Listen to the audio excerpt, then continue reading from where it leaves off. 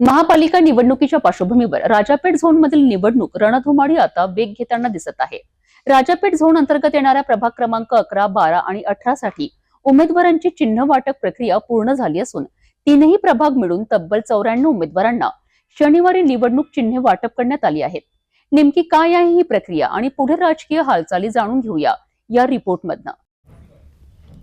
महापालिका निवडणुकीकरिता राजापेठ झोनमधील प्रभाग क्रमांक 11, 12 आणि 18 साठी चिन्ह वाटप प्रक्रिया शनिवारी यशस्वीरित्या पार पडली आहे। निवडणूक कार्यालयात सकाळपासूनच उमेदवार आणि त्यांच्या समर्थकांची मोठी गर्दी पाहायला मिळाली आहे। तिन्ही प्रभाग मिळून एकूण 94 उमेदवारांनी निवडणूक रिंगणात उडी घेतली असून सर्व उमेदवारांना अधिकृत निवडणूक चिन्हे देण्यात आली आहेत। चिन्ह वाटप पूर्ण होताच राजकीय हालचालींना वेग आला असून प्रचाराची तयारी, रणनीती आखणे आणि मतदारांपर्यंत पोहोचवण्यासाठी उमेदवारांची धावपळ सुरू झाली आहे।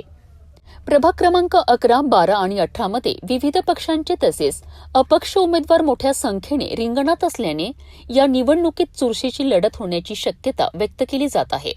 चिन्ह मिळताच उमेदवारांनी विजयाचा विश्वास व्यक्त केला असून लवकरच प्रचाराचा जोर वाढताना दिसणार आहे।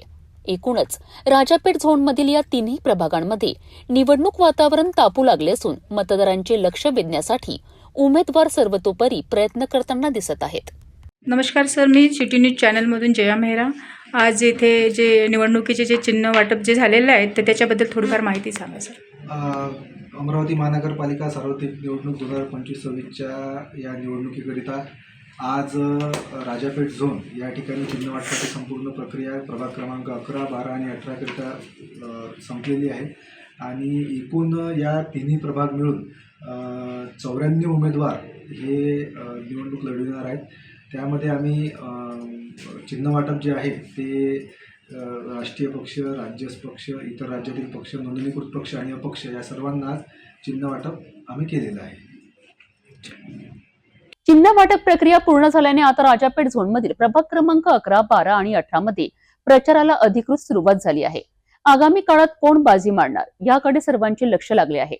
या निवडणूक घडामोडींचे सर्व अपडेट्स आम्ही तुम्हाला देत राहू। अधिक बातमीसाठी पाहत राहा सिटी न्यूज।